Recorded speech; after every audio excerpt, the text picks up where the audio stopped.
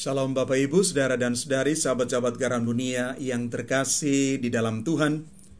Hari ini kita bersama merayakan Santo Yoakim dan Santa Ana, orang tua dari Santa Perawan Maria. Bacaan pertama yang diambil dari Kitab Putra Sirak berbicara kepada kita sekalian tentang kebijaksanaan itu sesungguhnya adalah harta yang tidak akan lekang, hilang oleh waktu, dan tidak bisa dirusak oleh ngengat. Malahan sebaliknya, kebijaksanaan itu kekal abadi dan bisa diwariskan secara turun-temurun sepanjang masa. Di dalam Injil Matius bab 13 ayat 16 sampai dengan 17.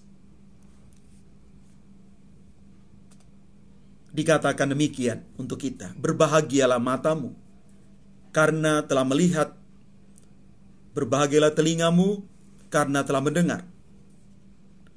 Sebab aku berkata kepadamu, banyak nabi dan orang benar ingin melihat apa yang kamu lihat, tetapi tidak melihatnya, dan ingin mendengar apa yang kamu dengar, tetapi tidak mendengarnya. Bapak, Ibu, Saudara, dan Saudari yang terkasih, kadangkala kita melihat namun tidak memahami. Mengapa itu bisa terjadi? Karena kita melihat semata dengan mata jasmani, bukan dengan mata rohani, mata spiritual. Melihat dengan mata rohani membantu kita untuk bisa berefleksi lebih dalam tentang apa yang kita lihat. Bukan yang kelihatan saja di depan mata kita, tetapi makna di balik apa yang kita lihat itu.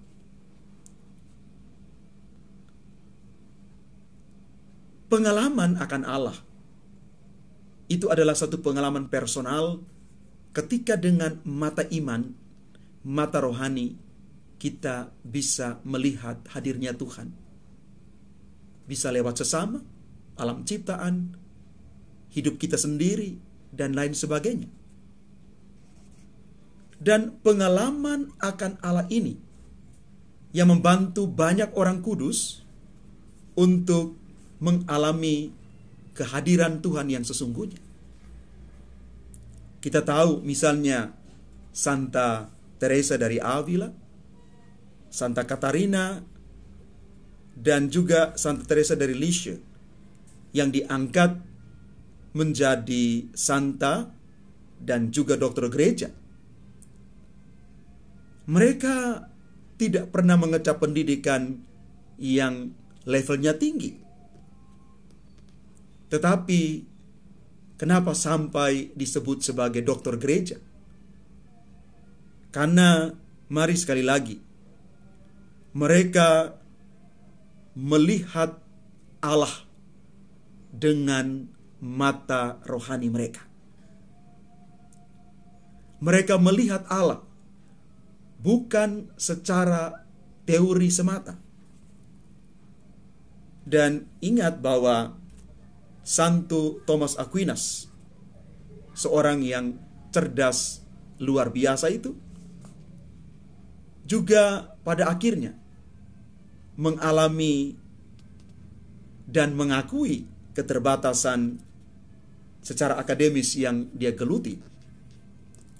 Setelah merayakan Ekaristi pada pesta Santo Nikolaus, Thomas sungguh mengalami hadirat Allah yang agung.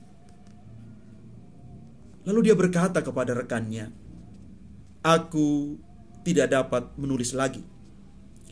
Apa yang telah aku tulis tampak bukan apa-apa, selain hanya tumpukan jerami dibandingkan dengan apa yang telah aku lihat dan apa yang telah diwahyukan kepadaku."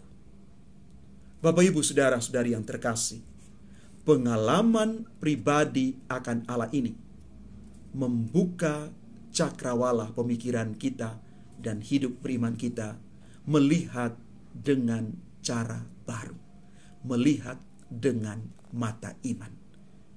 Tuhan memberkati kita sekalian. Amin.